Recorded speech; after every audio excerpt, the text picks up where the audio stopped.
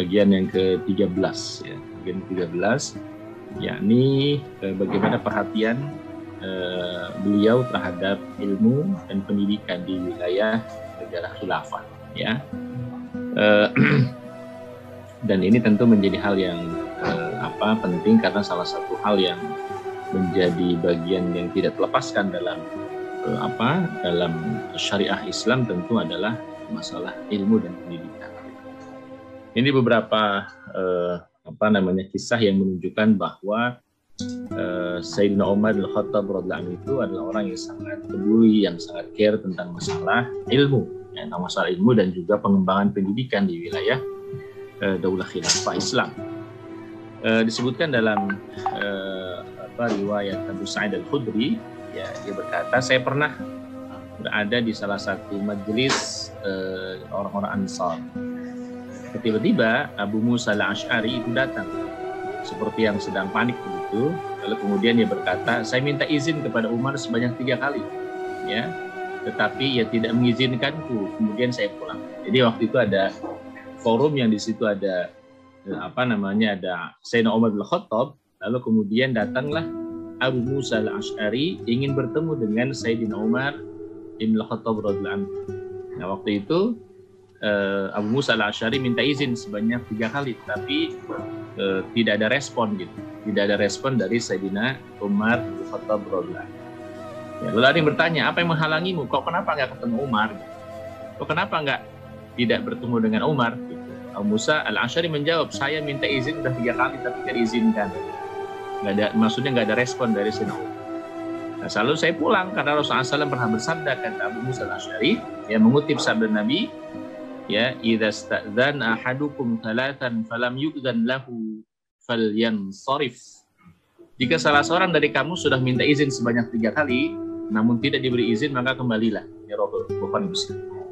Nah, lalu Umar kemudian berkata, demi Allah kau harus buktikan hal itu. Maksudnya Umar itu belum pernah mendengar hadis ini gitu maksudnya.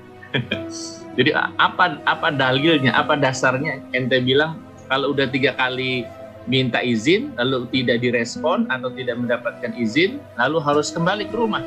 Itu apa dasarnya, kata Umar? Ya, demi Allah, kata Umar, kau harus buktikan hal itu. Apakah ada di antara kalian yang mendengarkan sabda Rasul tersebut? Lalu salah seorang sahabat cendekiawan juga, salah seorang sahabat ulama, yakni Ubay bin Ka'ab, menjawab, Nabi memang bersabda seperti itu. Nah, baru Umar mengakui. Ya, baru Umar kemudian, oh iya, kalau begitu ya, itu berarti Anda melakukan itu ada dalilnya. Ini menunjukkan bahwa Umar itu ingin betul-betul memastikan seseorang atau sahabat yang kemudian melakukan satu tindakan, apalagi menyampaikan satu hal yang mengatasnamakan Nabi SAW, itu dikonfirmasi benar nggak itu dari Rasulullah, gitu maksudnya. Jadi apa dasarnya Abu Musa Al-Asy'ari sudah minta izin 3 kali untuk bertemu dengan Umar, ya, lalu kemudian Umar tidak merespon atau memberikan jawaban, lalu ente pulang, itu dasarnya mana? Gitu, ya, dari mana dasar itu? Lalu salah seorang sahabat yang lain, Ubay bin Ka'ab, menjawab, oh iya itu, saya pernah mendengar Nabi bersabda seperti itu. Akhirnya Umar mengakui, oh iya, berarti tindakannya Abu Musa Al-Asy'ari yang minta izin 3 kali tidak direspon, ya, tidak diberikan jawaban, pulang, itu ada dasarnya. Nah itu sebegitu Umar gitu, sebegitu detailnya Umar.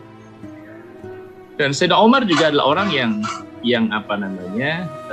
walaupun beliau seorang khalifah, tetapi dia tidak sungkan untuk menanyakan sesuatu yang dia nggak tahu, yang Umar tidak tahu. Diriwayatkan dari Abu Hurairah yang berkata, Sayyidina Umar pernah membawa serta seorang wanita yang bertato. Lalu dia berkata, saya bersumpah pada kalian demi Allah, siapa yang mendengar sabda Nabi tentang tato atau al-washmu, tato. Artinya Sayyidina Umar bin Khattab itu belum mengetahui persis detail terkait dengan sabda Rasul SAW tentang masalah tato atau al-washmu dalam bahasa Arab. Lalu Abu Hurairah menjawab, ya Amirul Mukminin, saya pernah mendengarkannya. Nah, Umar bertanya, apa yang kau dengar tentang hadis itu? Ya, lalu kemudian saya menjawab, Nabi SAW bersabda, la tashimna wa la tastamsimna. Ya, la tashimna wa la tastashimna. Janganlah membuat washmu atau tato, dan jangan pula meminta diri untuk diwashmu atau ditato.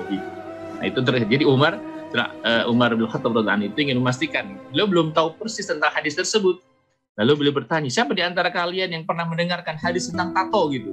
Ya, kata Abu Hurairah, saya pernah mendengarkan. Bagaimana bunyinya? Disebutkan oleh Abu Hurairah. Jadi antum bisa bayangkan Sayyidina Umar bin Khattab ya adalah salah seorang kibar sahabah ya, tetapi beliau kadang-kadang juga karena kesibukan beliau ya dengan melakukan berbagai macam hal, kadang-kadang terkait dengan hadis-hadis tertentu atau ungkapan Nabi SAW tertentu ada yang luput gitu.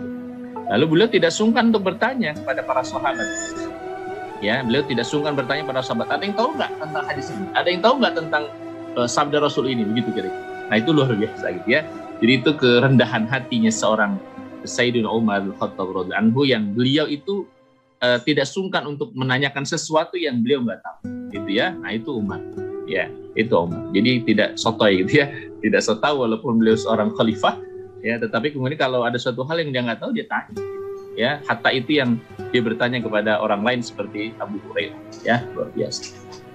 Nah, diriwayatkan dari Mughirah bin Syu'bah dari Umar, Mughirah berkata, Umar bertanya tentang janin yang lahir dalam keadaan meninggal. Jadi janin yang meninggal, janin yang lahir tapi meninggal akibat tindak pidana, karena ada yang mukul segala macam gitu ya, akibat tindak pidana. Lalu Mughirah menjawab, Nabi memutuskan hukumannya selain tentu bayar diat ya, seorang bayi itu membebaskan seorang budak lelaki atau budak perempuan. Umar berkata, hadirkan orang lain yang bersaksi bersamamu. Maksudnya hadirkan orang lain yang bersaksi bersamamu bahwa Nabi memang pernah mengatakan begitu. Gitu. Jadi jangan ente asal bunyi asbun. Hadirkan saksi yang lain. Benar nggak ada yang Nabi SAW pernah mengatakan demikian? Kemudian ada sahabat Muhammad bin Maslamah bersaksi, ia pernah melihat Nabi memutuskan hukuman tersebut. Jadi Umar itu ingin betul-betul memastikan bahwa sahabat berkata begitu, itu ada dasarnya, ada dalilnya, dan ada saksi-saksi yang menguatkan. Gitu. Nah, jadi ini menunjukkan bahwa Umar itu tidak sembarangan ya, melakukan sesuatu harus betul-betul berdasarkan atas dasar ilmu dan diperkuat dengan saksi-saksi. Selain rahmati Allah Subhanahu, ini berikutnya hal ada kisah yang lain begitu ya. Diriwayatkan an Umar dari Umar, ia pernah ditanya tentang seorang yang junub ketika berada dalam perjalanan. Dia junub tetapi sedang di dalam safar, dalam perjalanan. Kita tahu ya safar di kita itu safar zaman dulu tentu tidak sebagaimana safar di kita yang kalau di bandara mungkin ada kamar mandi gitu ya, lalu kemudian ada segala macam. Di sana kan tidak gitu. Ya tidak semudah seperti sekarang. Jadi diriwayatkan dari Umar, dia pernah ditanya tentang seseorang yang junub ketika berada dalam perjalanan. Umar bertanya, tidak boleh sholat hingga ia menemukan air gitu. Maksudnya mandi dulu gitu, mandi dulu baru kemudian dia melaksanakan sholat atau mengqadha sholat yang ditinggal gitu. Kemudian Ammar ibn Yasir berkata pada apa kata Ammar ibn Yasir, ya, wahai Amirul Mukminin, tidakkah kau ingat ya ketika engkau berada dalam rombongan unta bersamaku, kata Ammar bin Yasir, kita itu junub, lalu saya berguling-guling layaknya binatang. Ini yang Rasul menertawakan ya. Rasulullah menertawakan Ammar bin Yasir. Lalu saya guling-guling, itu maksudnya di junub. Ini gimana caranya kalau hadas kecil kan dia cukup tayamum. Nah ini hadas besar ini gimana gitu? Kalau hadas besar dalam kondisi normal kan harus mandi gitu. Lalu apakah kemudian ketika hadas besar juga lalu Ammar bin Yasir waktu itu dalam tanda petik ya istihad sendiri, guling-guling di debu ya, guling-guling di tanah. Ya, sebagai ganti mandi janabah gitu, sebagai gantinya mandi junub. Dan Rasul tertawakan hal tersebut. Kemudian saya menjelaskan itu kepada Nabi SAW, ya, menceritakan itu kepada Nabi, lalu kemudian Nabi bersabda, Anda cukup melakukan ini saja, kata Rasulullah SAW. Fadaraba bi kaffihi darbatan 'alal ard, thumma nafadhaha, thumma masaha biha dhahra kaffihi bi shimalihi aw dhahra shimalihi bi kaffihi thumma masaha bihi wajhah. Kemudian Rasulullah memberikan contoh ya, jalan memukulkan telapak tangan ke permukaan tanah sekali, lalu meniupnya, kemudian mengusap punggung ya telapak tangan kanannya dengan tangan kirinya, mengusap punggung telapak kiri dengan tangan kanannya ya, lalu mengusap wajahnya dengan kedua tangannya gitu. Ada juga yang sebaliknya, muka dulu baru baru tangan. Dan cukup begitu gitu, tidak mesti guling-guling gitu. Ya, tidak mesti guling-guling gitu ya. Jadi kalaupun nggak menemukan air, kalau Umar itu ente temukan air, ente mandi janabah. Ya, kata Ammar bin Yasir, saya pernah begitu, kan kita pernah begitu. Ya, saya junub lalu kemudian saya guling-guling. Kata Rasul nggak mesti begitu kali gitu ya. Itu bahasa saya itu nggak mesti begitu gitu ya. Anda cukup tayammum saja dengan niatnya menghilangkan hadas besar ya. Jadi Umar dalam hal itu juga tentu menunjukkan bahwa Umar belum mengetahui akan hal tersebut, baru tahu setelah diberitahu oleh sahabat Amr bin Yasir. Nah, lalu Umar berkata kepada Amr bin Yasir tentang hal tersebut, takutlah engkau pada Allah, wahai Amr. Ya maksudnya benar nggak begitu gitu. Amr berkata, jika kau mau saya tidak akan meriwayatkan hal itu. Umar bertutur, justru saya mempercayakan hal itu padamu. Itu adalah sunnah yang disisikan Umar kemudian dilupakan. Umar lupa tentang hal tersebut hingga memfatwakan kebalikannya gitu. Jadi maksud fatwakan harus menemukan air dulu.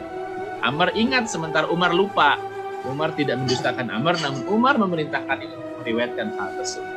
Gitu. Jadi ada kalanya juga Umar itu lupa tentang satu peristiwa yang ingat ternyata sahabat yang lain, Amr bin Yasir radhiyallahu anhu. Gitu ya. Jadi ini juga menunjukkan Umar tidak kekeh, tidak ngotot gitu ya. Ketika ada yang lebih tahu atau yang beliau ternyata lupa, yang lain ingat, beliau mengakui, oh iya betul ya, engkau yang ingat, saya Umar lupa. Nah, terus kalian yang dirahmati Allah Subhanahu.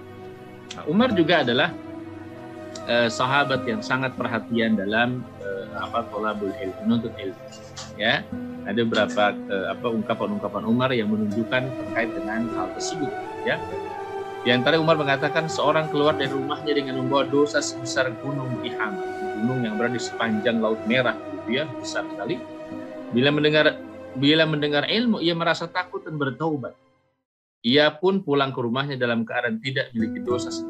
Ya, jadi orang yang punya dosa yang besar ketika dia mendengar ilmu, lalu ia takut kalau kemudian bertaubat, sehingga dengan taubat itu Allah gugurkan dosa-dosanya. Karena itu janganlah kalian menjauhi majelis-majelisnya para ulama. Ada di majelis-majelis para ulama kan ada nasihat-nasihat, ya ada tazkirah, pengingat, ya sehingga kemudian menjadikan orang-orang itu bisa jadi ingat akan dosa-dosanya dan minta ampun, sehingga kemudian ketika dia pulang ke rumahnya masing-masing dia sudah berkurang dosa. Maka jangan kalian menjauhi majelis-majelisnya para ulama, gitu ya, kan di situ ada tazkirah, ada pengingat, ada nasihat dan seterusnya. Beliau juga pernah mengatakan meninggalnya 1000 ahli ibadah lebih ringan daripada meninggalnya seorang ahli ilmu yang benar-benar paham tentang halal dan haram.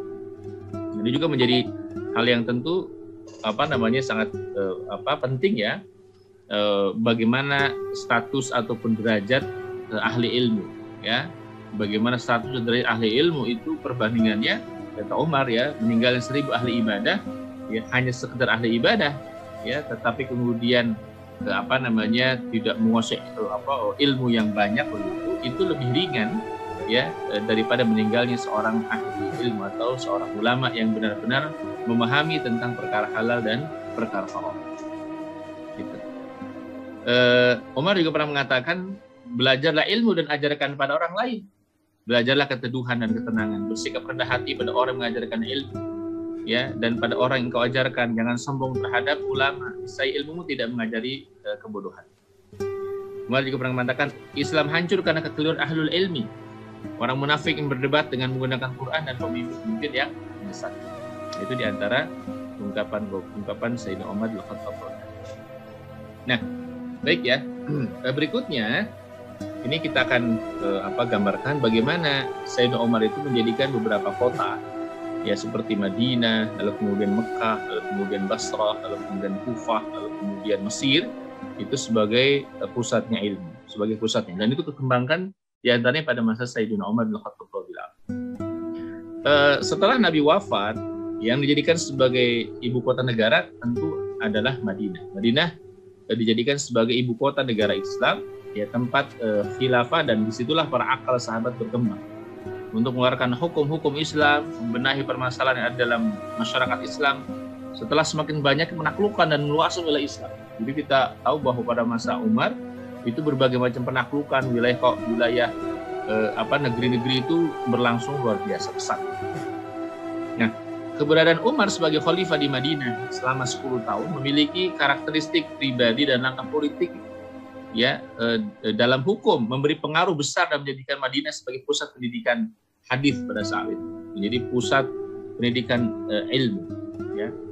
Nah, Madinah di masa Umar merupakan tempat berkumpulnya para sahabat, khususnya para sahabat senior dalam Islam. Ya, jadi masih sebagian di antara mereka sebelum nanti ada perintah jihad segala macam, gitu. Bukan apa, sebelum ada tugas berangkat jihad. Maka di Madinah itu kumpul kibarus sahabat, yang sahabat-sahabat senior.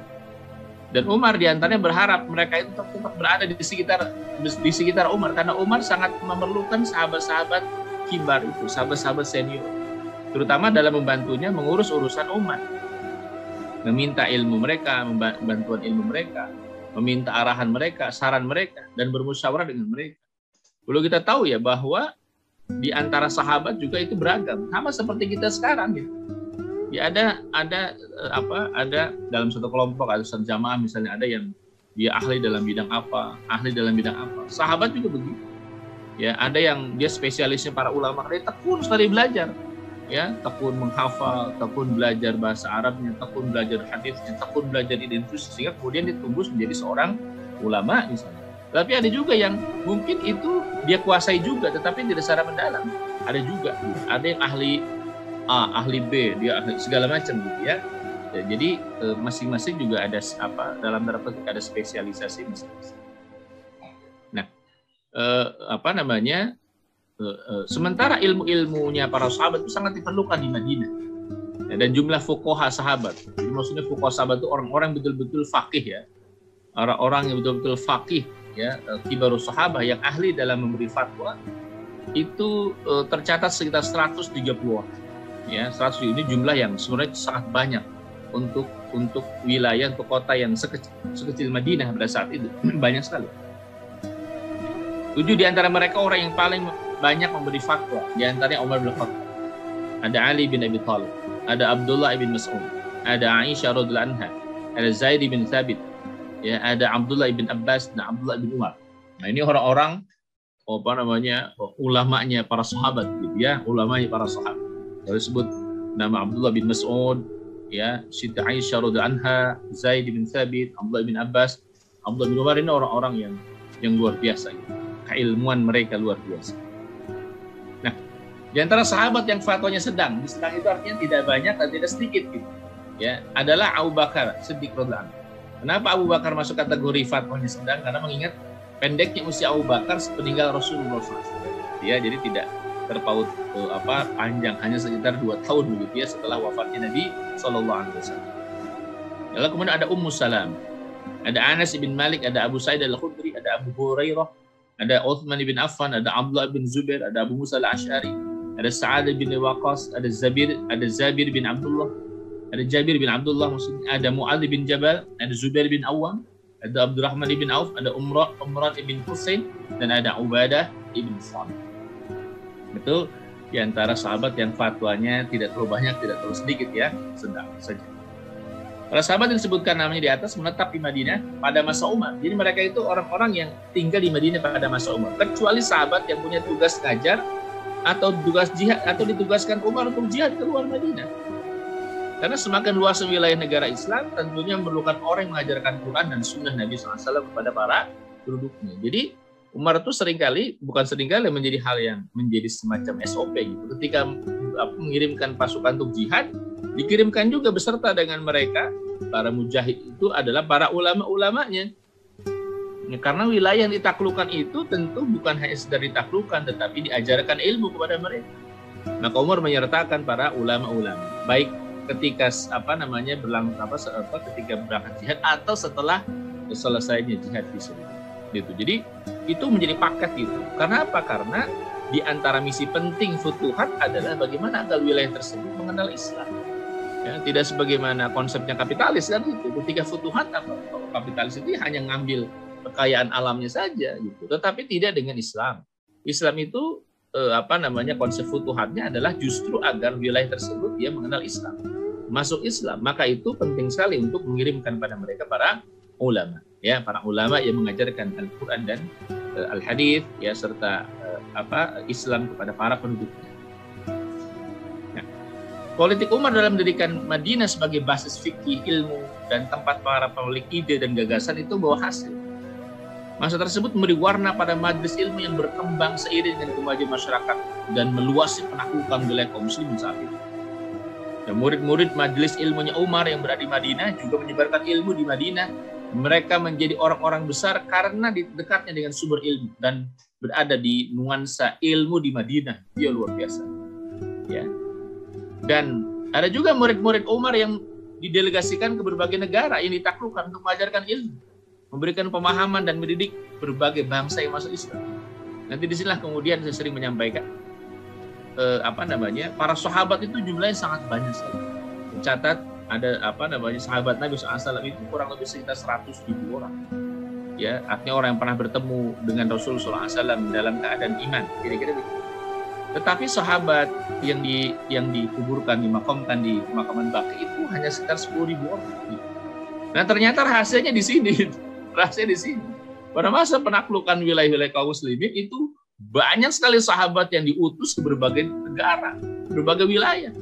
Ada yang kemudian ditugaskan ke Yaman, ada yang ditugaskan ke Basra, ada yang ditugaskan ke Kufah, ada yang ditugaskan ke Mesir, ada yang ditugaskan ke Syam.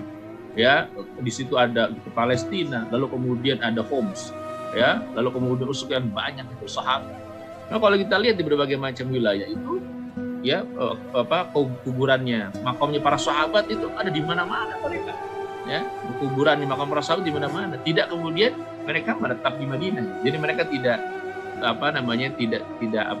bukan tidak nyaman di Madinah, tetapi ketika ada tugas, maka mereka harus keluar dari Madinah. Walaupun Madinah itu kota yang enak, yang indah gitu, tetapi ketika tugas dakwah, apalagi jihad, mereka berangkat. Nah, Madinah munculkan posisi tinggi dalam ilmu fikih, ya, dalam ilmu dan fikih. Lembaga pendidikan di Madinah berwarna, ya, di berbagai macam penjuru. Madinah adalah tempat turunnya wahyu dan legislasi hukum Islam yang tidak ada tandingan di masa khilafah Rasyidah, gitu ya, pada saat. Nah, pada masa Khulafaur Rasyidin, Madinah adalah pusat fuqaha para sahabat dan Umar sebagai pionir. Ya, Umar sangat perhatian terhadap masalah ilmunya para sahabat dan juga negeri-negeri kaum muslimin yang lain. Setelah masa Utsman, kemudian Ali memindahkan ibu kota ke Kufah. Meski demikian, Madinah tetap menjadi markasnya ahli ilmu dan fatwa karena permintaan Umar agar para fuqaha dari kalangan sahabat tetap bertahan di Madinah, hingga mereka bertahan lebih dari paruh kedua pada abad pertama. Jadi ada beberapa orang sahabat yang memang jangan berangkat dari Madinah, kira-kira begitu. Ya. Ada sahabat yang dikirim oleh Umar ke berbagai macam wilayah, tetapi ada sahabat yang dipertahankan oleh Umar, dia tinggal di Madinah. Mereka adalah Aisyah radhiyallahu anha, ada Abu Hurairah, ada Jabir bin Abdullah, ada Ibnu Umar, ada Sa'ad bin Abi Waqqas dan beberapa sahabat lainnya yang dipertahankan oleh Umar untuk tetap tinggal di Madinah. Jadi tidak dilempar semua dari Madinah, ya, ditinggalkan, tidak dikirim semua ke luar Madinah, tetapi disisakan beberapa orang untuk memperkuat ilmu di Madinah. Ya. Majelis ilmu para sahabat kibarus sahabah berkembang pesat di Madinah. Di antara mereka terdapat pakar fikih yang tidak ada tandingannya di berbagai wilayah Islam. Ya, sebutlah Zaid bin Thabit al-Khazraj. Nah, ini luar biasa. Salah seorang ulama sahabat yang ulama adalah Zaid bin Thabit radhiyallahu anhu. Ya. Zaid bin Thabit adalah pemuda Ansar yang cerdas. Pada masa Nabi, beliau ditugasi sebagai juru tulisnya Nabi. Yang tugasnya nulis wahyu. Dan dia menguasai berbagai macam bahasa asing, ya, pada berbagai macam bahasa asing. Itu kalau Rasul ingin menuliskan surat kepada Raja Fulan yang bahasanya apa, itu Zaid bin Thabit ditugasi. Engkau pelajari bahasa ini. Pernah Zaid bin Thabit kalau tidak salah ditugasi Umar untuk pelajari bahasa Ibrani, bahasanya orang-orang Yahudi. Pelajari Zaid bin Thabit. Itu Zaid konon hanya memerlukan waktu hanya belasan hari untuk menguasai bahasa itu. Luar biasa, Zaid bin Thabit. Ini orang pintar, ya, ini orang pintar. Orang yang sangat cerdas gitu. Tugas Rasul, engkau pelajari bahasa ini yang puasa dengan sangat cepat. Waktu itu belum ada kursus, belum ada apa segala macam. Zaid bin Thabit ini luar biasa gitu. Orang yang sangat cerdas gitu. Ya, dan juga cerdas, alim, dan tentu bertakwa. Menguasai berbagai macam bahasa asing. Karena waktu itu diperlukan ketika Rasul ingin mengirim surat kepada Raja Fulan. Ya, ketika Rasul mengirim surat kepada Raja Fulan. Dan ketika ada delegasi datang dari negara lain, itu yang menerjemahkan di antaranya adalah Zaid bin Thabit. Pada masa Abu Bakar, Zaid bertugaskan membukukan Al-Quran. Jadi ini orang hebat gitu, ya. Zaid bin Thabit ini orang yang pintar, orang cerdas di kalangan Ansar, dari kalangan Ansar.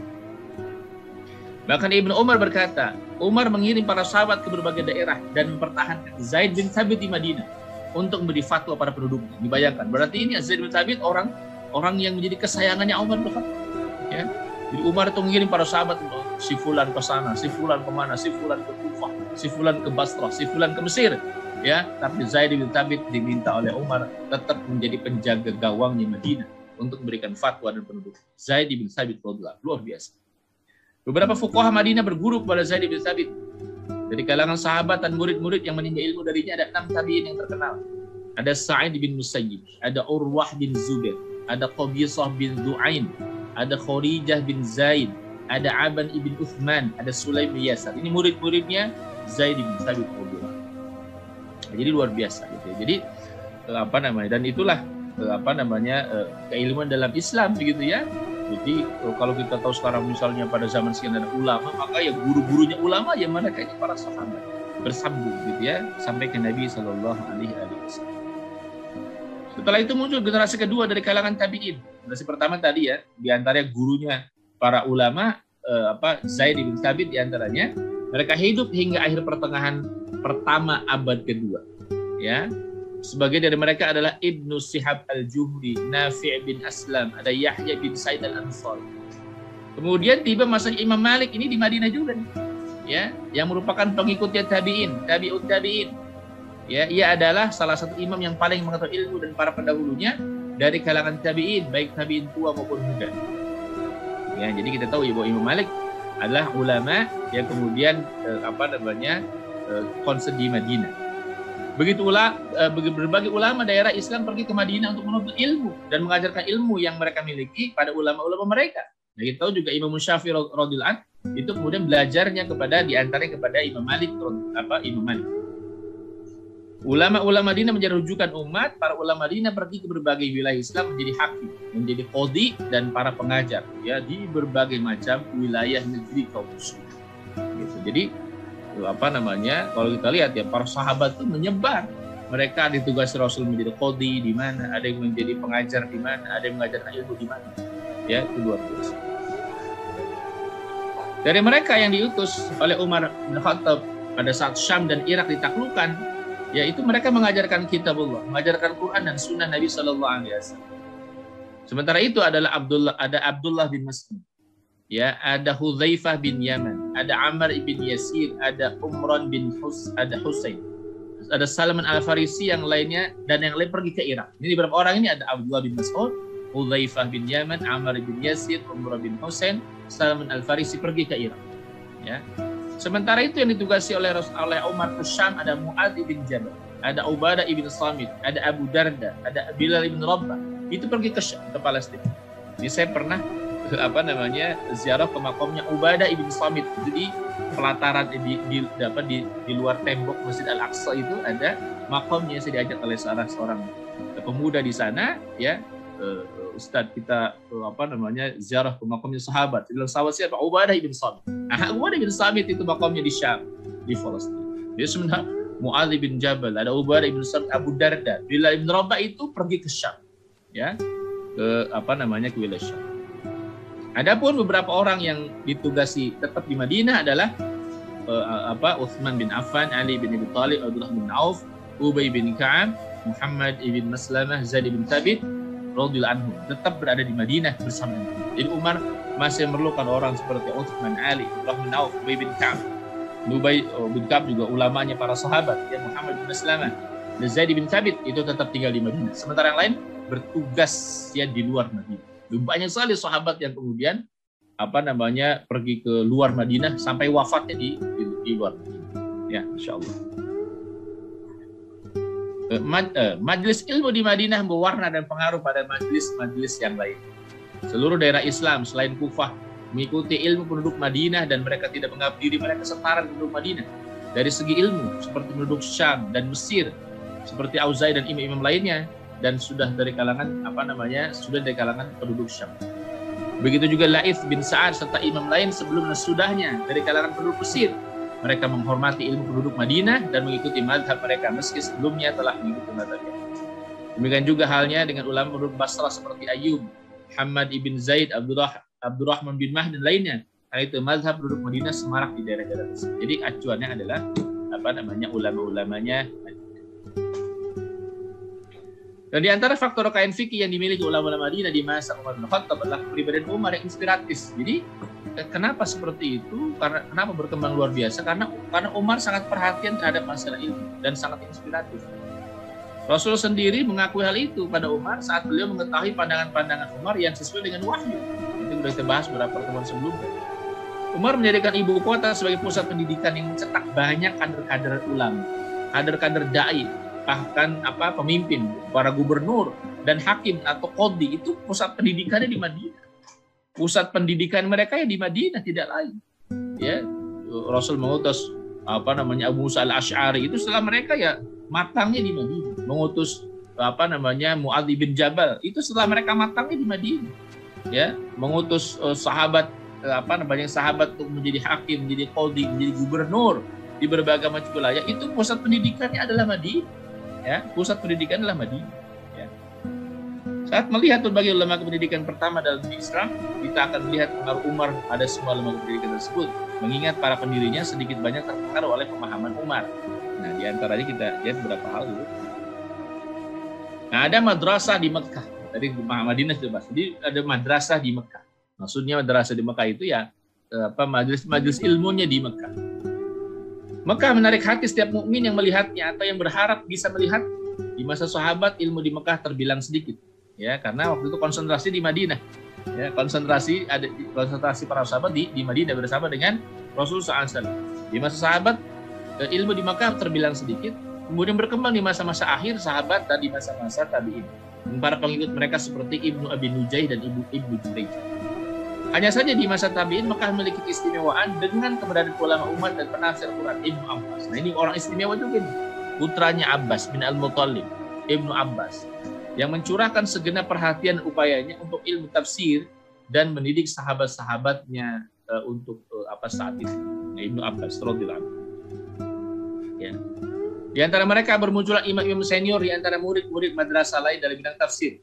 Di antara faktor yang menjadi sebab keunggulan madrasah di Mekah adalah asasnya adalah keberadaan imam dan gurunya Ibnu Abbas. Artinya orang-orang yang belajar para tabi'in, tabi'ut tabi'in yang kemudian mereka belajar di Mekah, ya, di antara guru-gurunya mereka ya adalah Ibnu Abbas.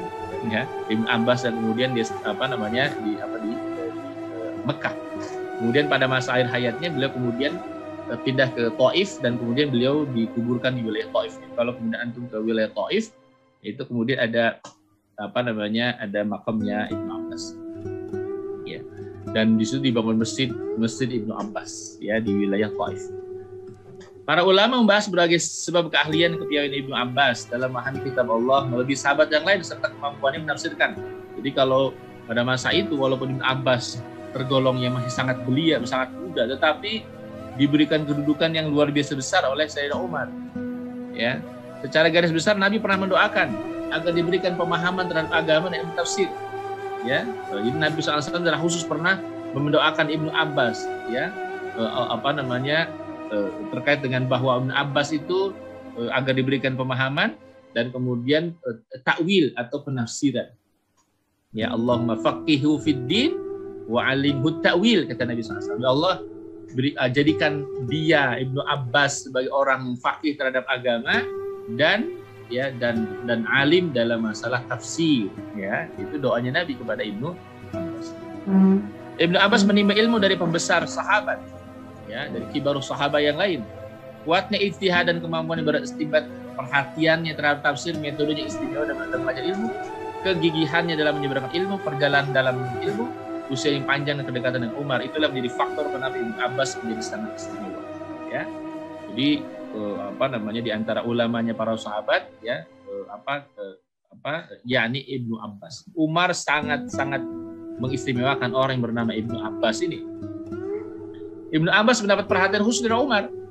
Ya, beliau merasa Ibnu Abbas itu punya kecerdasan di atas rata-rata. Umar biasa mendekati majelisnya, mendekatinya dan bermusyawarah dengannya serta berpegangan pada pendapat Ibnu Abbas tentang ayat Quran yang tidak ia ketahui saat Ibnu Abbas masih kecil. Itu pada waktu Ibnu Abbas masih belia saja, masa itu Umar sangat perhatian terhadap Ibnu Abbas. Hal itu membawa pengaruh besar bagi Umar untuk mendorong Ibnu Abbas terus belajar dan maju khusus dalam bidang tafsir dan ilmu lain. Diriwayatkan dari Syabi dari Ibnu Abbas berkata, ayah saya berkata, ya, maksudnya Ibnu Abbas bin Abdul Thalib, ayah saya maksudnya Abbas bin Abdul Thalib berkata, wahai putraku, saya melihat Amirul Mukminin dekat denganmu, selalu berdua denganmu dan meminta pendapatmu saat bersama para sahabat Rasulullah. Karena itu jagalah hal ini, jangan menyebarkan rahasianya Umar, maksudnya Amirul Mukminin. Jangan sekali-kali berbohong padanya, pada Umar, dan jangan sampai berbuat ghibah pada seorang pun di dekat. Itu pesan ayahnya kepada Ibnu Abbas. Jadi itu ayah sangat perhatian karena Ibnu Abbas itu sangat dekat sangat terhadap dengan Amirul Mukminin. Ya, maka pesan ayahnya itu ya biasanya kan orang dekat itu kan tahu rahasianya.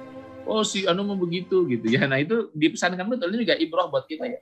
Antum misalnya merasa dekat dengan ulama si fulan, kadang-kadang kan kayak itu suka begini. Itu menjadi pantangan, mesti tidak usah dijelaskan gitu.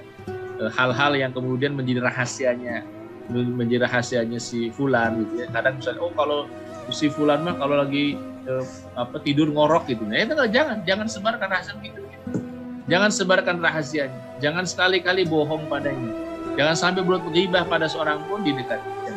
Ya, itu pesan ayahnya. Umar juga sering mengikutan. Ini kita masih bicara madrasah Mekah. Ada Ibnu Abbas di situ. Umar juga sering mengikutkan Ibnu Abbas bersama para sahabat lainnya. Ya, para sahabat senior. Hal itu tidak lain karena Umar melihat Ibnu Abbas punya pemahaman yang sangat kuat. Ya, pendapat yang sangat kokoh begitu, pikiran yang sangat baik dan jeli dalam menggali hukum dalam istinbat. Ibnu Abbas berkata, Umar pernah bertanya padaku ketika sedang bersama para sahabat Rasulullah. Dia berkata, jangan bicara dulu sebelum mereka. Terus sebelum para sahabat senior itu mengatakan sesuatu, bukan pendapat. Saat saya angkat bicara, Umar berkata, kalian kalah dengan ilmu anak kecil yang belum genap rambutnya. Di bahasa Umar itu maksudnya anak bau kencur kalau istilah kita. Karena amat beradab bila Ibnu Abbas duduk di satu tempat dan ada yang lebih tua, ia tidak bicara lebih dulu kecuali bila diizinkan. Ya itu juga walaupun kita tahu Ibnu Abbas orang yang alim, orang yang berilmu, tetapi dia memelihara adab itu. Dia tidak akan bicara di tengah para sahabat senior kecuali dipersilakan. Silakan bicara Ibnu Abbas, baru dia bicara. Ya, ketika beliau tidak dipersilakan bicara, dia diam. Karena di situ ada kibarul sahabat, ada sahabat-sahabat senior. Itu Ibnu Abbas menjaga betul adab. Ya. Umar membuat forum khusus untuk mendengar pendapat para pemuda dan juga untuk mengajari mereka. Ibnu Abbas adalah pemuda terdepan bagi Umar. Diriwayatkan dari Abdurrahman bin Zaid, dia berkata, Umar bin Khattab selesai sholat sunnah langsung pulang ke kediamannya. Setelah itu ia mendatangi sekelompok pemuda yang usai membaca Quran. Di antara itu ada Ibnu Abbas. Mereka pun datang dan saling mengkaji Al-Quran. Dan bila mereka tidur siang, Umar langsung pergi. Jadi Umar itu nongkrongin mereka gitu. Jadi ketika mereka baca Quran, ketika mereka mengkaji sunnah, Umar itu hadir di situ di majlisnya Ibnu Abbas. Ketika mereka tidur siang, Umar pulang gitu. Ini luar biasa. Walaupun mereka ini anak-anak muda gitu. Jadi Umar ingin dengar langsung dari mereka. Selain Umar mengajari mereka, juga Umar mendengarkan dari mereka. Nah itu ya, jadi luar biasa. Nah, Umar. Ya. Sekalian dirahmati Allah Subhanahu wa taala. Bila Umar bertanya pada Ibnu Abbas tentang suatu ayat, ia kemudian berkata, orang yang mendalam ilmunya sedang menyelam. Itu saking Umar takjubnya dengan penjelasannya Ibnu Abbas. Lebih dari itu, bila ada suatu masalah sulit, Umar berkata kepada Ibnu Abbas, wahai Ibnu Abbas, masalah sulit muncul dan engkau yang bisa mengatasi ini. Dan juga masalah-masalah sulit lainnya. Selanjutnya Umar mengacu kepada pendapat Ibnu Abbas. Jadi ketika Umar bertanya tentang satu hal, Ibnu Abbas beri pendapat, lalu Umar mengambil pendapatnya Ibnu Abbas. Umar tidak pernah memanggil selain Ibnu Abbas ketika menghadapi persoalan yang sulit. Jadi kalau ada masalah sulit, persoalan-persoalan pelik menyangkut tentang ilmu dan seterusnya, maka orang yang paling pertama dipanggil adalah Ibnu Abbas radhiyallahu. Diriwayatkan dari Sa'ad bin Abi Waqqas, saya tidak pernah melihat seseorang pun yang tangkas pemahamannya, cerdas akalnya, banyak ilmunya, dan luas kesabarannya melebihi Ibnu Abbas. Ini pengakuan dari Sa'ad bin Abi Waqqas, sahabat senior juga. Sementara Ibnu Abbas ini kan sahabat junior, kira-kira gitu ya. Putranya Abbas bin Abi Muthalib. Saya pernah melihat Umar memanggilnya untuk masalah-masalah sulit dan berkata, kau pasti bisa. Ada suatu masalah sulit untukmu. Umar tidak meneruskan perkataannya, meski sudah dialihkan pada veteran perang Badar dari kalangan Ansor. Ya, jadi menyerahkan ini sepenuhnya kepada Abbas bin Abdul. Umar pun menyebut Ibnu Abbas dengan berkata, dialah pemuda tapi tua. Maksudnya orang yang tua, kokoh pemahamannya gitu tentunya ya, dewasa. Dia memiliki lidah yang selalu bertanya dan hati yang berakal. Tolhah bin Ubaidillah ini salah seorang sahabat senior juga mengatakan, saya tidak pernah melihat Umar bin Khattab mengedepankan seorang pun melebihi Ibnu Abbas. Jadi sering ya, artinya orang yang dijadikan kojo oleh Umar untuk masalah-masalah keilmuan Ibnu Abbas. Ibnu Abbas sering bersama Umar, ia selalu bertanya dan menimba ilmu dari Umar. Jadi Ibnu Abbas pun bergurunya kepada Umar, gitu ya. Karena itu ia adalah salah satu sahabat yang paling banyak menukil dan meriwayatkan penafsiran dan ilmunya Umar. Sebagian ahlul ilmu mengisyaratkan sebagian ilmunya Ibnu Abbas diperoleh dari Umar yang ia dapat dari sekolah. Demikianlah sebagian perhatian kedekatan Ibnu Abbas, imam madrasah Mekah yang didapat dari Umar. Dan inilah yang mendorong Ibnu Abbas untuk melangkah di jalan ilmu secara umum dan bidang tafsir secara. Jadi tahu tadi Madinah udah kita bahas. Kalau kita bicara madrasah Mekah, majelis ilmunya di Mekah, ya, maka di antara orang yang paling punya peran besar untuk mengembangkan ilmu di Mekah adalah sahabat mulia Ibnu Abbas. Ya, karena sebelumnya itu kan Mekah tidak begitu menjadi perhatian karena para sahabat konsentrasi semua di Madinah. Ya, Mekah itu hampir tertinggal. Maka setelah itu kemudian Ibnu Abbas menetap di Mekah, lalu kemudian dialah yang menjadi ulamanya. Jadi warnanya ilmu di Mekah diwarnai oleh ilmunya Ibnu Abbas radhiyallahu. Nah, itu madrasah Mekah. Lalu kemudian ada madrasah Basrah. Ya, madrasah Basrah. Adapun sahabat pertama yang makmurkan Basrah adalah Utsbah bin Ghurwan. Ini juga orang yang diantaranya salah seorang mujahid ya, yang kemudian berangkat ke wilayah Basrah. Ia mengatur Basrah pada 14 Hijriah berdasarkan perintah Umar bin Khattab. Basrah menyaingi madrasah Kufah. Basrah di mana? Basrah ini di Irak. Basrah ini di Irak, ya, yang dulu dikuasai oleh wilayah Persia. Gitu. Basrah menyaingi madrasah Kufah di berbagai bidang ilmu. Di antara yang sahabat tinggal di Basrah adalah Abu Musa al-Asy'ari. Abu Musa ini pernah diutus di mana-mana. Pernah di Yaman, juga pernah kemudian di Basrah. Abu Musa al-Asy'ari. Ada Imran ibn Husain dan sahabat lainnya. Dan sahabat terakhir yang berkunjung ke Basrah ada Anas bin Malik, juga diutus ke Basrah. Jadi ada beberapa nama kalau kita lihat Basrah ini. Ulamanya sahabat yang dikirim ke Basrah ada Abu Musa al-Asy'ari, Imran ibn Husain, dan Anas bin Malik radhiyallahu anhu. Keilmuan Abu Musa terpengaruh juga oleh Umar. Jadi orang-orang ini seperti Ibnu Abbas belajarnya ke Umar. Ya, lalu kemudian Abu Musa al-Asy'ari belajarnya ke Umar. Ya, mereka berdua saling berkirim surat, Abu Musa al-Asy'ari dengan Umar bin Khattab. Abu Musa dikenal ahlul ilm, ahli ibadah, wara, pemalu, berwibawa, orang yang menjaga diri, zuhud dan teguh dari Islam. Abu Musa termasuk salah satu ulama ahli fikih, ahli fatwa dan sahabat besar, gitu ya, Abu Musa al-Asy'ari. Tapi ingat bahwa Abu Musa al-Asy'ari juga belajarnya kepada siapa? Kepada Umar bin Khattab radhiyallahu anhu. Jadi gurunya guru di antara para sahabat di antara Sayyidina Umar bin Khattab radhiyallahu anhu. Termasuk di antaranya Abu Musa al-Asy'ari. Jadi warnanya Mekah, warnanya Basrah, warnanya keilmuan Basrah itu ada pengaruh besar dari Umar bin Khattab radhiyallahu anhu. Ada pengaruh besar dari Umar bin Khattab radhiyallahu anhu. Abu Musa banyak berhubungan dengan Nabi SAW.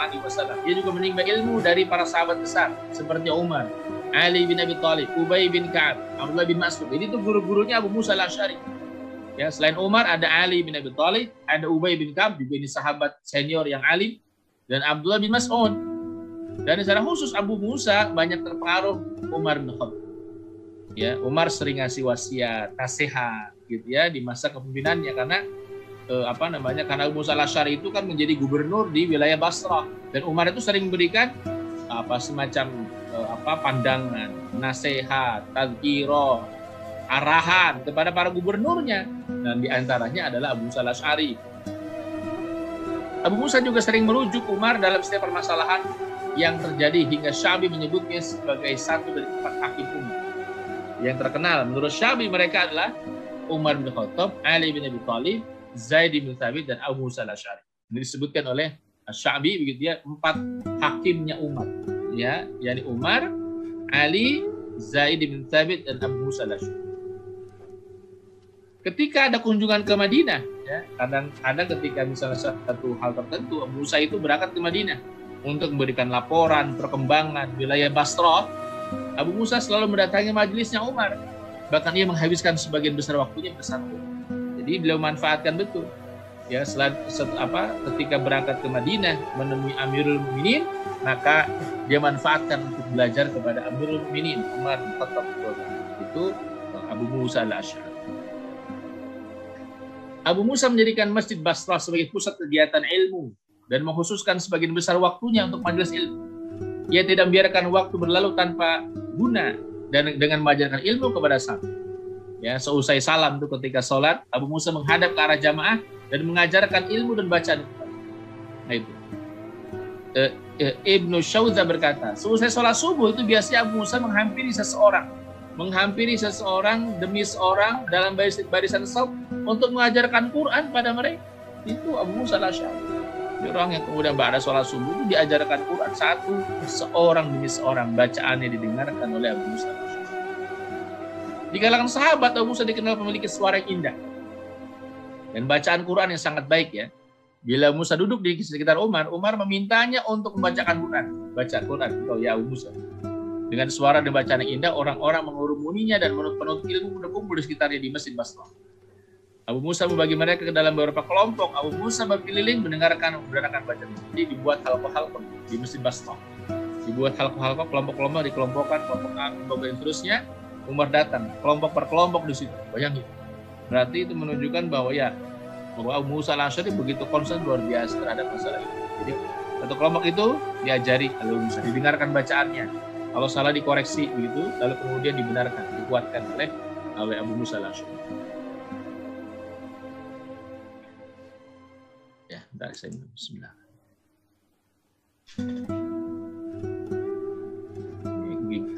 Udah mulai keras lagi sakitnya. Minum obat dulu. Masya Allah.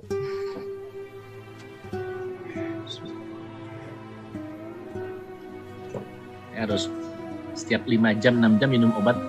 Kalau enggak, terus sakitnya luar biasa. Masya Allah, sabakal Ustaz. Doakan hari ini mau dicabut nih rencananya. Mudah-mudahan sehat Ustaz. Baik ya, selanjutnya. Jadi Abu Musa menyibukkan dirinya dengan mengajarkan Al-Quran baik ketika mukim atau berpergian. Jadi bukan hanya ketika mukim Abu Musa itu mengajarkan Quran, mengajarkan Islam. Bahkan ketika beliau sedang safar, sedang dalam rangka jihad itu beliau nggak lupa selalu ngajarin pasukan yang mau berjihad untuk ngajarin Quran. Diriwayatkan dari Anas bin Malik yang berkata, Al-Asy'ari, maksud Abu Musa, mengutusku menemui Umar. Ya, jadi Anas bin Malik ketika itu sedang ada di Basrah, ditugasi oleh Abu Musa al-Asy'ari bertemu dengan berangkat menemui Umar untuk menyampaikan satu hal, ya, atau untuk suatu kepentingan tertentu. Lalu Umar berkata, ketika engkau tinggalkan Abu Musa al-Asy'ari, apa yang dia sedang lakukan? Nanti ketika berangkat, Abu Musa selagi apa? Saya jawab, saat aku tinggalkan ia sedang mengajarkan Quran. Bahkan ketika ia pergi berjihad, ia tetap mengajarkan dan menyampaikan ilmu. Gitu. Jadi ketika sedang dalam safar jihad nih, berarti satu tempat, ya, waktu luang digunakan belajar luar biasa. Ya. Jadi dalam berbagai macam kesempatan selalu digunakan Abu Musa al-Asy'ari untuk mengajarkan. Usahanya mengajarkan ilmu membuahkan hasil yang gemilang. Saat Umar meminta bawahannya untuk melaporkan nama-nama para penghafal Quran, Umar minta laporan, report. Siapa di antara wilayah kalian? Mana wilayah Basrah? Mana wilayah Kufah? Mana wilayah Mesir? Laporkan orang-orang yang sudah hafal Quran, karena akan diberikan tunjangan, ya, diberikan hadiah tambahan oleh Umar, oleh Khalifah. Diberikan laporan. Abu Musa melaporkan berapa orang? Ada sekitar 300 sekian orang yang dalam waktu yang sangat cepat mereka sudah hafal. Itu laporan dari Abu Musa al-Asy'ari kepada Umar, yaitu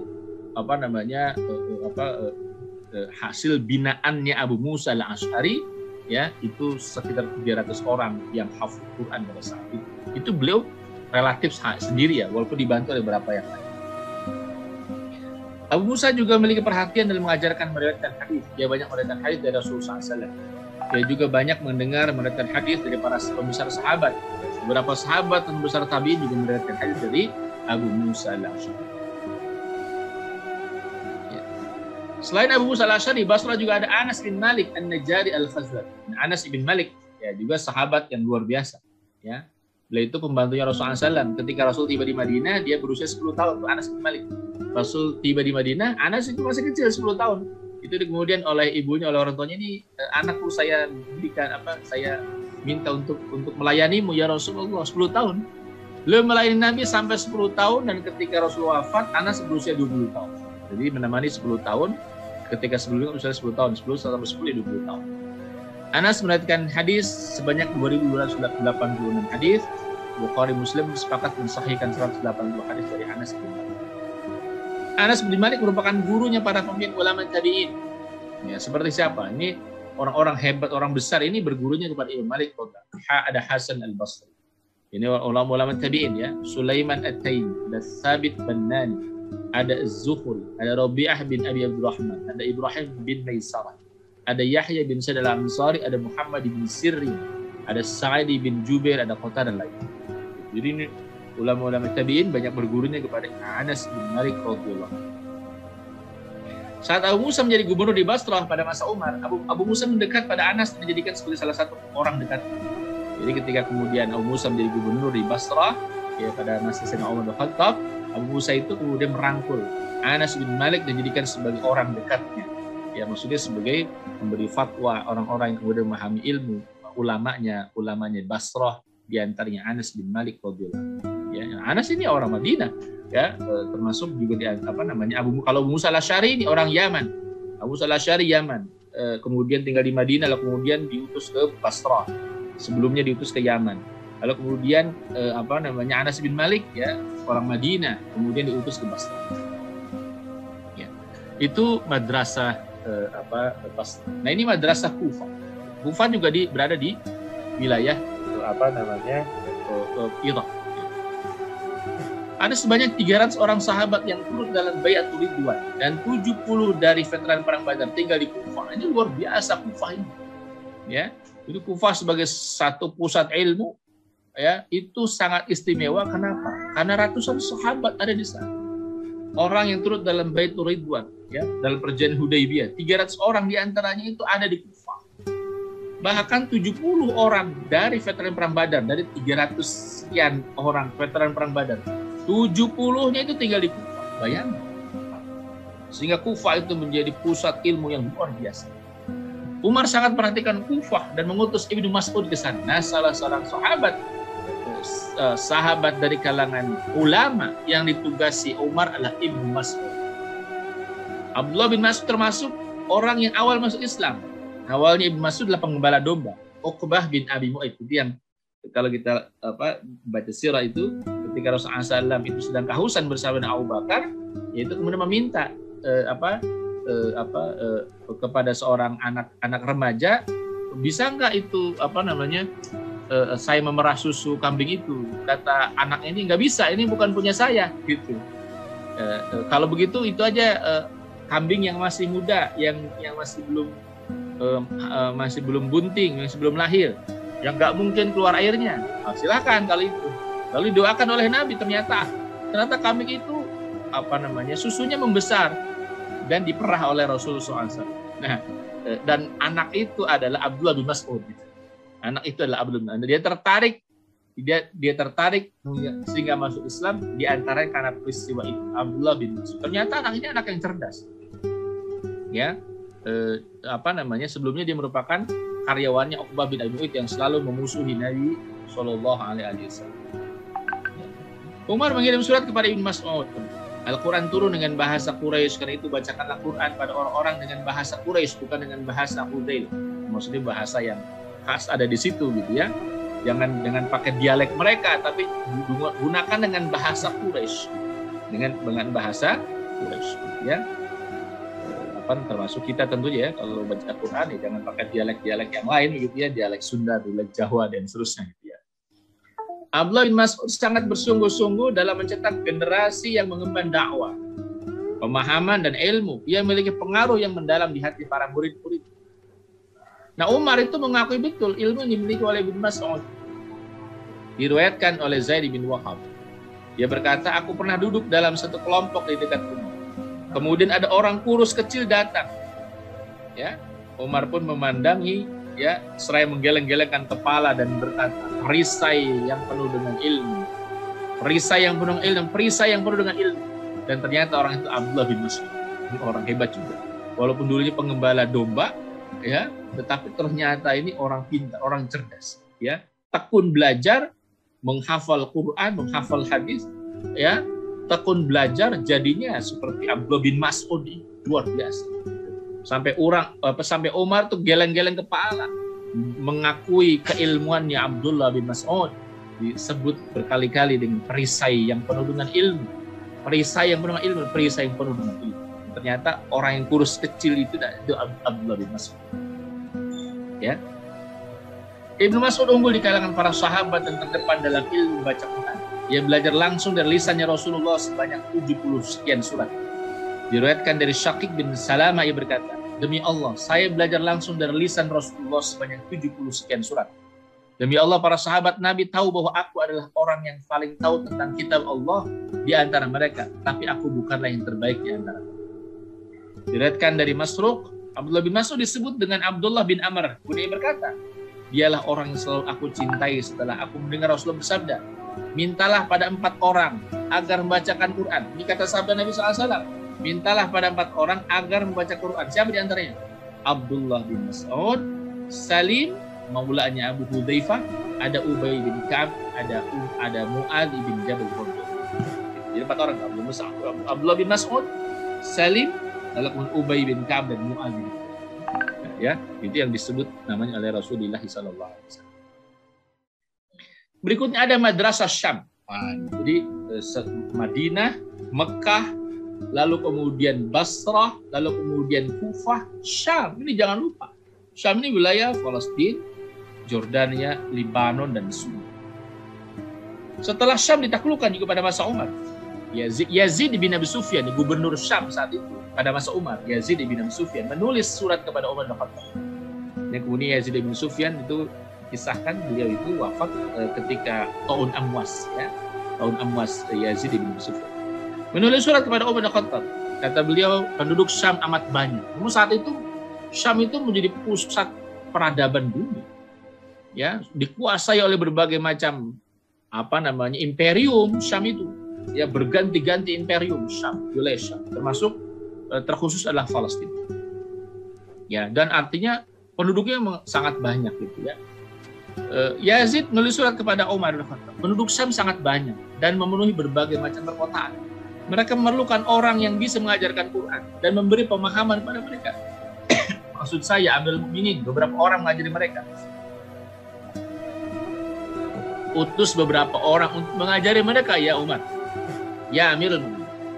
Kemudian Umar manggil ada 3 orang. Mu'adz bin Jabal, Ubadah bin Samit, dan Abu Darda. Ya, 3 orang nih. Orang yang diutus Umar ini pun orang-orang istimewa. Gitu. Mereka diutus untuk tugas tersebut dan Umar berkata, mulailah dari Himas. Himas itu Homs, ya, di wilayah Suriah. Mulai dari Homs. Dan kalian akan menemui orang-orang dengan kemampuan yang beda-beda. Ini strateginya Umar. Ya, kalian bertiga berangkat ke Himas, ya, wilayah di Syam. Di antara mereka ada orang yang bisa belajar dengan cepat. Bila kalian melakukan itu, ajari sekelompok orang. Maksudnya begini, ya. Setelah Anda datang ke Homs itu, kata Umar bin Khattab, ya. Lalu kemudian perhatikan di antara mereka, kumpulkan di antara mereka orang-orang yang belajarnya cepat gitu. Paham yang ini? Pilih di antara mereka orang-orang pintar-pintar, cerdas-cerdas gitu. Kumpuli mereka dalam satu kelompok. Ya, kalau istilah kita sekarang datang suatu tempat, kemudian ada placement test, kira-kira begitu ya. Ini anak-anak pintar-pintar ya. Yang pintar-pintar dikumpulin tuh, yang cerdas-cerdas dikumpulin, dipisahkan dalam satu kelompok. Lalu ajari mereka itu. Artinya apa? Kumpulkan orang-orang terbaik di Homs, ya. Lalu kemudian ajari mereka tentang Islam, ajari mereka Quran. Kalau Anda merasakan mereka sudah lulus gitu ya, dalam tanda petik baca Quran yang sudah baik, pemahaman Quran sudah baik, ya, maka luluskan mereka. Nah, luluskan mereka, gitu ya. Jadi kumpulkan orang-orang terbaik, orang-orang terpilih gitu, ya.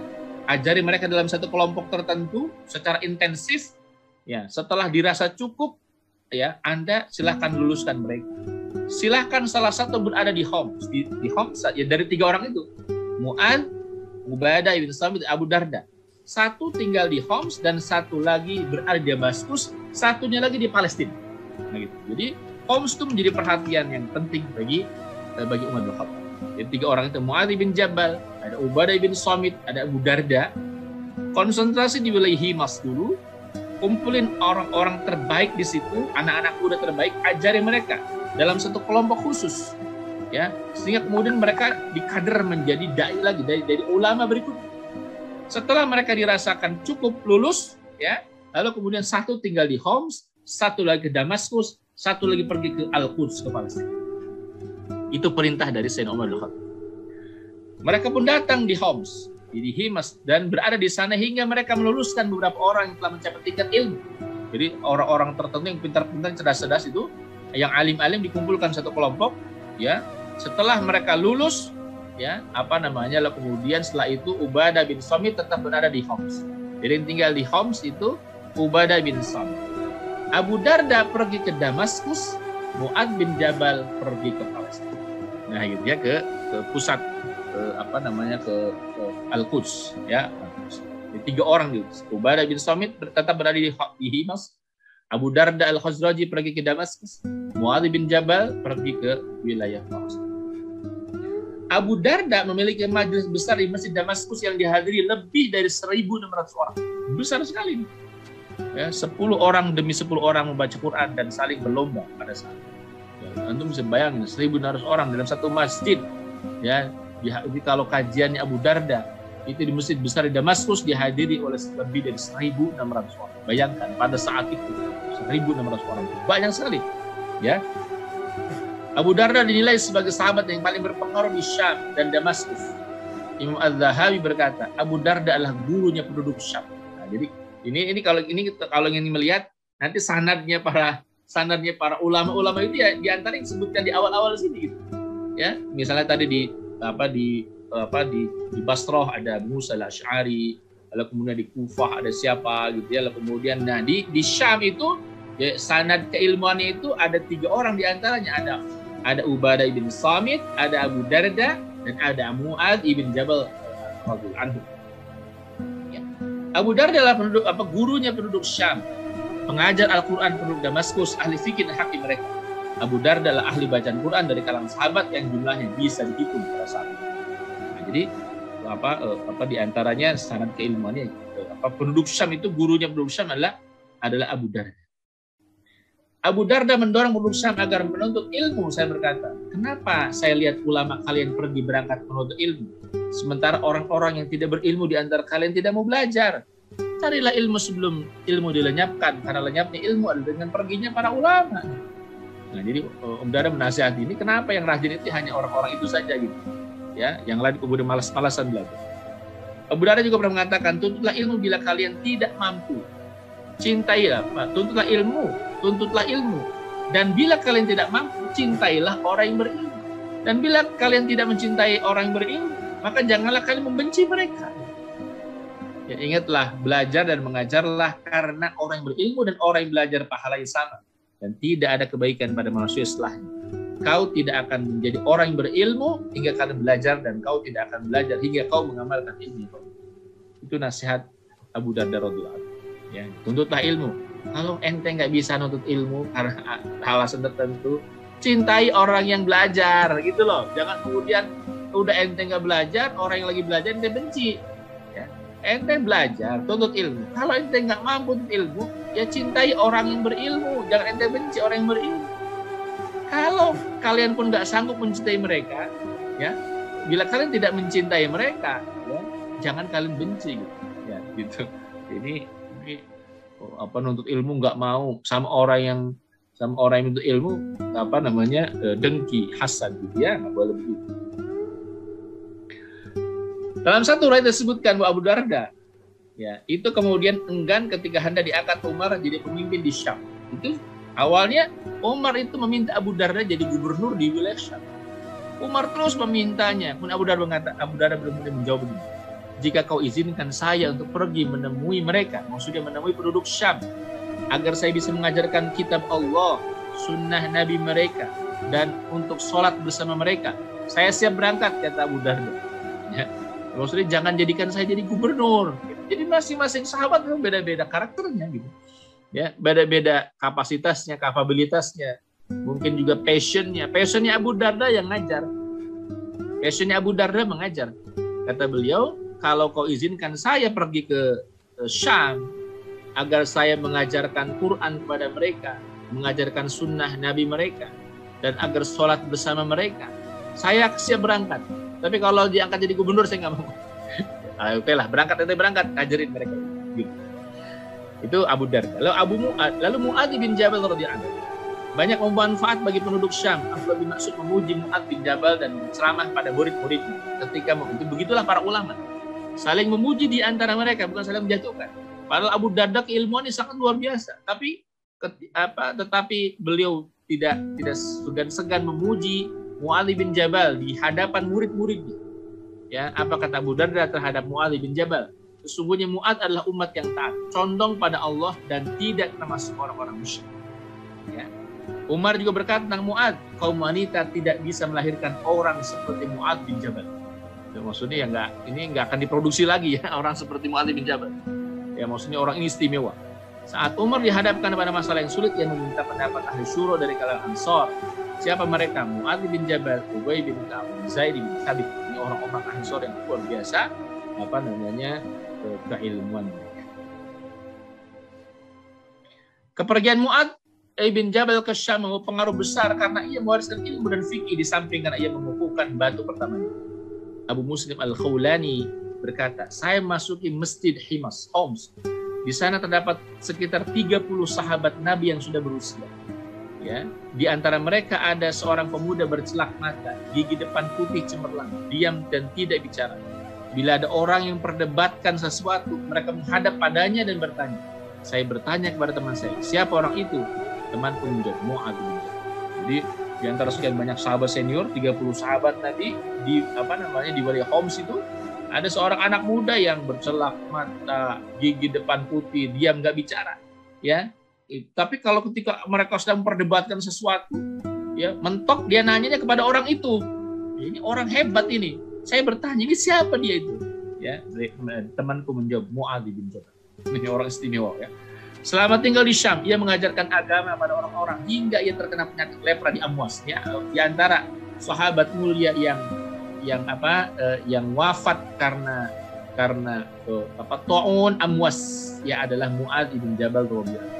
Ya, wafat beliau di Syam. Ketika beliau sakit, murid-muridnya menangisi. Mu'adz berkata, sungguhnya ilmu dan iman akan tetap ada hingga hari kiamat. Bagi yang mencari keduanya pasti didapatkan di dalam Quran dan Sunnah. Tanggapilah segala pendapat dengan Quran dan jangan menanggapinya Quran dengan pandangan apapun.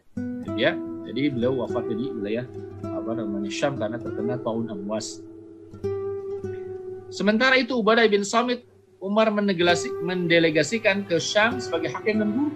Ia tinggal di Homs, kemudian pindah ke Palestina dan menjadi hakim di sana. Ia pun tinggal di Palestina dan merupakan orang pertama yang menjadi hakim di sana. Umar juga mengajarkan kepada penduduk Palestina dan tetap seperti itu hingga beliau meninggal dunia. Dan Ubadah bin Samit juga makomnya, seperti saya katakan tadi, kuburannya di Palestina di dekat Masjidil Aqsa ya. Ubadah bin Samit. Jadi para sahabat itu nyebar kemana-mana ke seluruh dunia. Bayangkan ya, luar biasa. Nah, kemudian berikutnya adalah Madrasah Mesir. Ya, setelah kemudian dari Syam kita ke Mesir. Di antara tentara Amr bin As, waktu itu yang panglima yang menaklukkan Mesir adalah Amr bin As. Yang menaklukkan Mesir terdapat sebagian besar para sahabat. Hanya saja bisa kita katakan bahwa Uqbah bin Amir adalah sahabat yang paling banyak memberi warna di Mesir dalam bidang ilmu. Nah, itu kalau kita lihat sanadnya Mesir, ini diantaranya merujuk kepada Uqbah bin Amir, sahabat Uqbah bin Amir.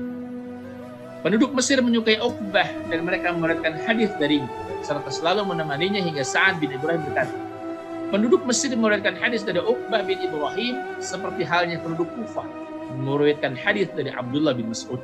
Jadi masing-masing ini dikatakan jadi pucuk-pucuk ulama yang menjadi pengajar di berbagai macam wilayah. Kalau di Mesir ya Uqbah ibn Amir, walaupun di situ ada Amr ibn As.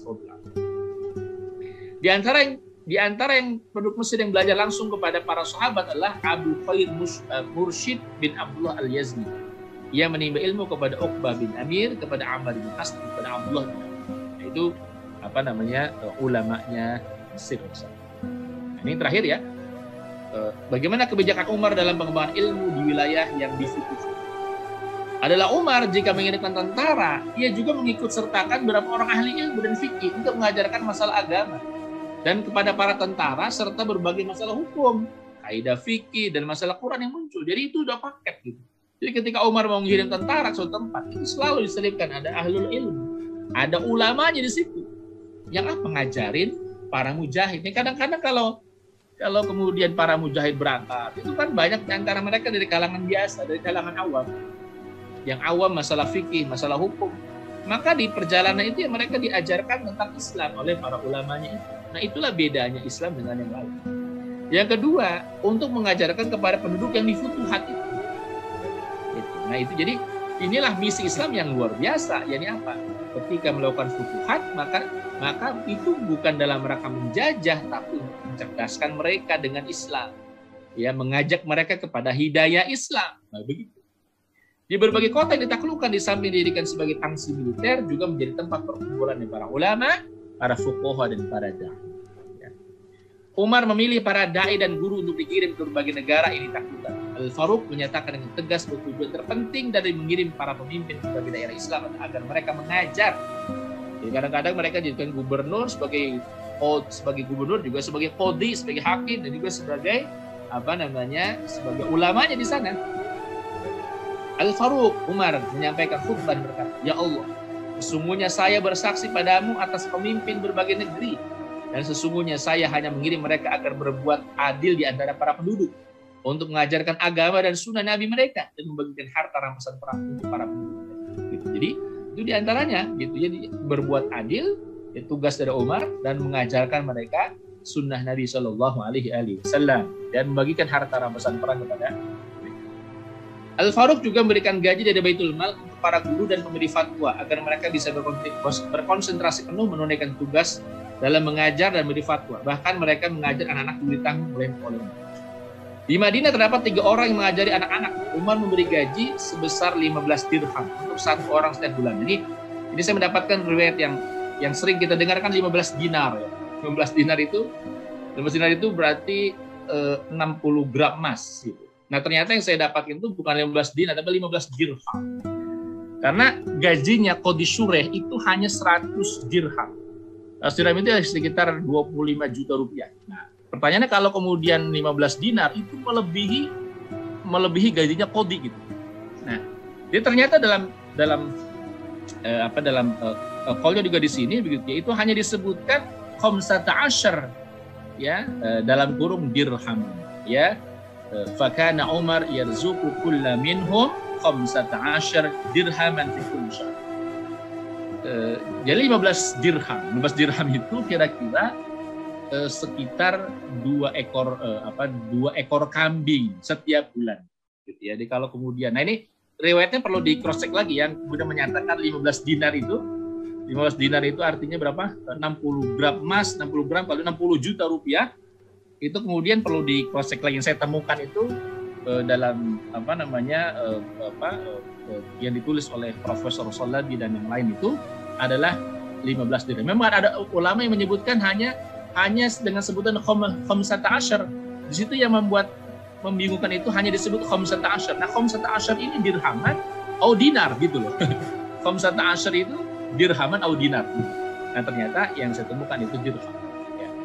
Ya, tapi ini pun masih sangat layak, Kang Ai. Jadi jangan sebut 15 dirham itu nggak layak. 15 dirham itu hampir mendekati 4 juta rupiah, 3.750 sekian. Ya, lebih layak daripada kemudian gaji guru sekarang yang 200.000 itu pun 3 bulan. Ya, dirapel 3 bulan. Ya, jadi itu yang saya temukan ya. Allah alam kalau saya mungkin yang menemukan itu dinar, 15 dinar, ya silakan nanti tinggal kita proses. Tapi yang saya temukan di antaranya adalah riwayat yang menyatakan itu 15 dirham bukan 15 dinar. Karena Umar yarzuqu kulla minhum 15 dirham fi kulli syahr. Ya, jadi 15 dirham pada setiap bulan. Wallah a'lam bishawab ya. Itu saja kira-kira yang bisa sampaikan, mudah-mudahan ada manfaatnya. Assalamualaikum warahmatullahi wabarakatuh.